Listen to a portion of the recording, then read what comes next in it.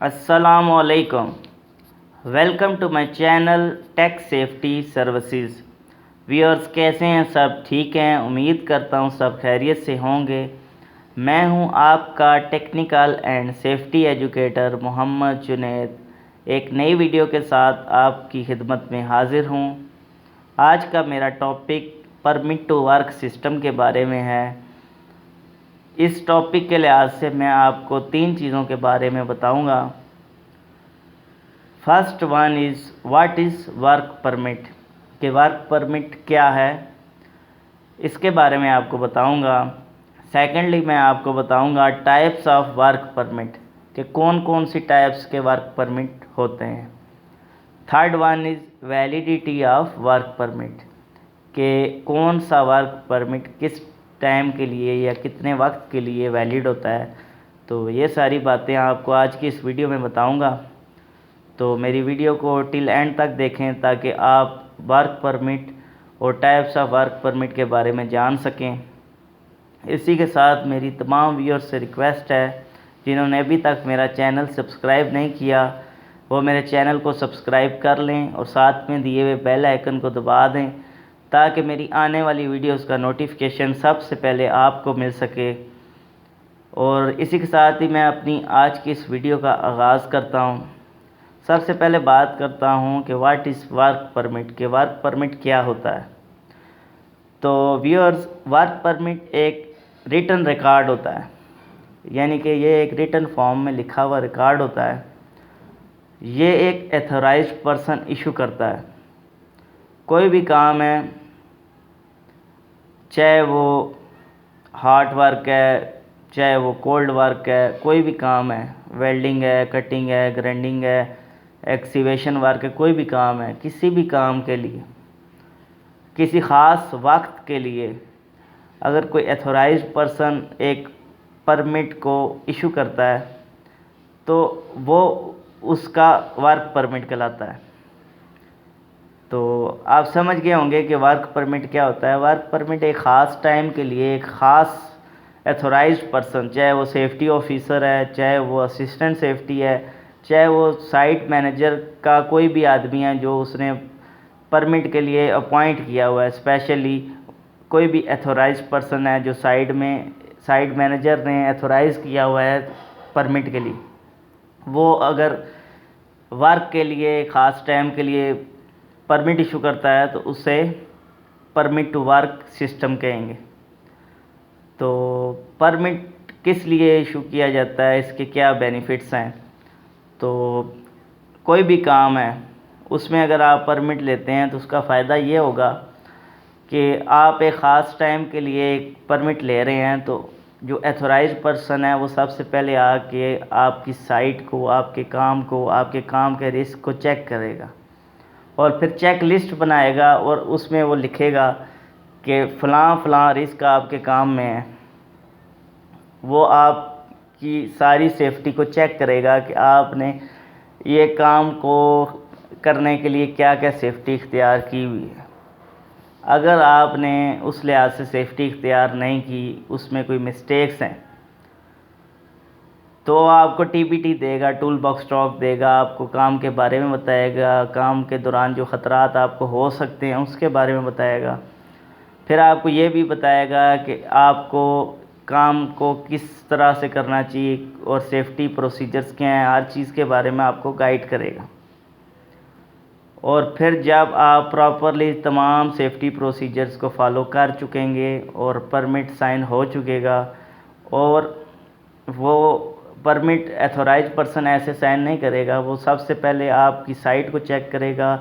आप अगर फ़र्ज़ करें वेल्डिंग का काम कर रहे हैं तो आपने प्रॉपरली एरिया को बैरिकेड किया है या नहीं किया है, आपने वेल्डिंग के लिए जो ग्लव्स यूज़ होते हैं वो पहने हैं या नहीं पहने हैं, जो हेलमेट वेल्डिंग के लिए यूज़ होता है वो आपने पहना है या नहीं पहना है, आपने एप्रॉन पहना है कि नहीं पहना है, ताकि आप स्पार्क अगर आपके कपड़ों पे गिरता है तो आप के कपड़े और आपकी बॉडी जो है उस स्पार्क से बच सके।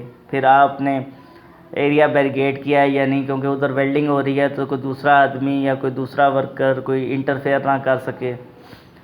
या आपने फायर ब्लैंकेट का इस्तेमाल किया है या नहीं, ताकि जो स्पार्क है वो जगह जगह ना फैले बल्कि उधर ही फायर ब्लैंकेट के साथ ख़त्म हो जाए और आग लगने का ख़तरा ना हो। क्या आपने फायर एक्सटिंग्विशर रखा है या नहीं, क्या आपने आग बुझाने के लिए पानी की बकेट रखी है या नहीं। ये सब चीज़ें जो है ये एक एथोराइज पर्सन पहले चेक करता है, फिर उसके बाद आपको टीबीटी देता है कि ये काम आपने इस सेफ्टी प्रोसीजर के साथ करना है, उसके बाद वो परमिट पे साइन करता है। तो इसका फ़ायदा ये होता है कि आप अनसेफ कंडीशन और अनसेफ वर्क से बच जाते हैं। इससे आप बहुत से बड़े हादसात, आग लगने से, या अगर आप हाइट पे काम कर रहे हैं तो फिर हाइट पे काम कर रहे हैं तो गिरने से आप बच सकते हैं, क्योंकि आप प्रॉपरली सेफ्टी प्रोसीजर फॉलो कर रहे हैं। अगर हाइट पे आप काम कर रहे हैं तो आप सेफ्टी हार्नस को यूज़ कर सकते हैं। तो ये सारे सेफ्टी प्रोसीजर्स अगर आप फॉलो करेंगे तो आप किसी भी हादसे से आप महफूज रह सकते हैं। तो दूसरा मैं बात करता हूँ कि types of work permit. Work permit की 3 टाइप्स हैं। Number 1 hot work, number 2 cold work, and number 3 is high risk work permit. Hot work कौन सा होता है? कटिंग, वेल्डिंग, ग्राइंडिंग, ये सब हॉट वर्क में आते हैं, जिसमें फ्लेमेबल या चिंगारियाँ निकलती हैं, शोले निकलते हैं, आग लगने का ख़तरा होता है। ये सब हॉट वर्क में आते हैं। और कोल्ड वर्क कौन सा होता है? ऐसा काम होता है जिसमें आग लगने का ख़तरा नहीं होता। मिसाल के तौर पर एक्सीवेशन, अगर किसी जगह खुदाई हो रही है तो उसमें जो सा आग लगने का ख़तरा नहीं है, ये कोल्ड वर्क में आएगा।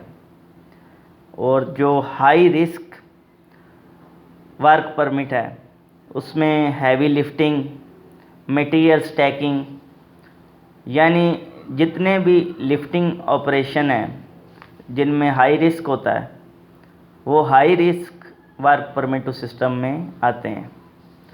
जो हार्ड वर्क परमिट है उसका जो सिंबल होता है, उसका जो ज़ाहिर करने के लिए कलर होता है वो रेड कलर होता है। अगर आप रेड कलर का परमिट देखेंगे आप इजीली समझ जाएंगे ये हॉट वर्क परमिट है। फिर जो कोल्ड वर्क परमिट के लिए जो समझने के लिए उसको सिंबल होता है, जो कलर होता है वो ब्लू कलर होता है। आप ब्लू कलर का परमिट देखेंगे आप इजीली समझ जाएंगे ये कोल्ड वर्क परमिट है। और जो हाई रिस्क वर्क परमिट है उसके लिए ऑरेंज कलर यूज़ किया जाता है। अगर आप ऑरेंज कलर का परमिट देखेंगे तो आप समझ जाएंगे कि ये किसी एक्सीवेशन के लिए या मटेरियल स्टैकिंग के लिए वर्क परमिट है। तो ये तो था कि टाइप्स ऑफ परमिट के बारे में।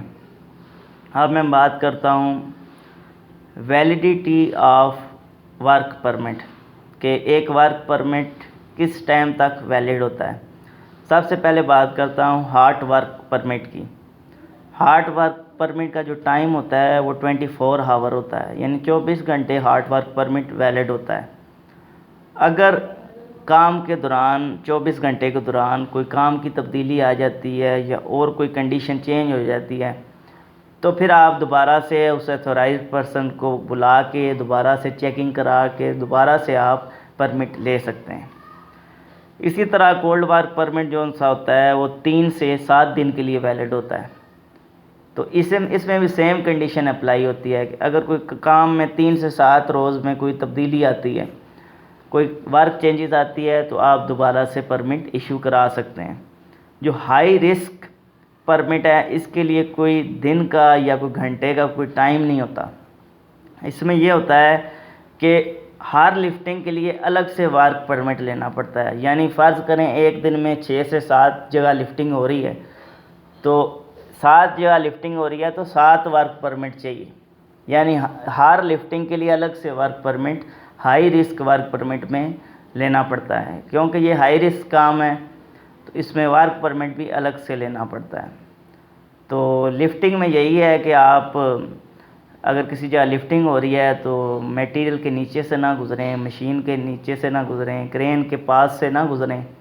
एरिया को बैरिकेड करें और वर्क परमिट आप यूज़ करें और एथोराइज पर्सन को सब कुछ चेक करने के बाद चाहिए कि वो सिग्नेचर करे और अपनी ड्यूटी अच्छे अंदाज में करे। और वर्कर को भी चाहिए कि वो अपने सीनियर के साथ जो सा है उसका एहतराम भी करे और उसकी बात भी माने और सेफ्टी प्रोसीजर्स को अच्छे तरीके से फॉलो करें। तो व्यूअर्स, ये था वर्क परमिट के बारे में जो आज की वीडियो में मैंने बताया। इंशाल्लाह अनकरीब मैं सेफ्टी टॉपिक्स कंप्लीट होने के बाद इलेक्ट्रिकल से रिलेटेड वीडियोस बनाऊंगा। तो मेरे चैनल को देखते रहें और मेरे चैनल टेक सेफ्टी सर्विसेज को ज़रूर सब्सक्राइब करें और दुआओं में याद रखें। और अगर वीडियो पसंद आए तो लाइक ज़रूर करें और अपने फ्रेंड्स के साथ, फैमिली मेम्बर्स के साथ और अपने ग्रुप्स में, फैमिली ग्रुप्स में, फ्रेंड्स ग्रुप्स में शेयर ज़रूर करें। इसी के साथ ही मैं आपसे इजाज़त चाहता हूँ। अल्लाह हाफिज़।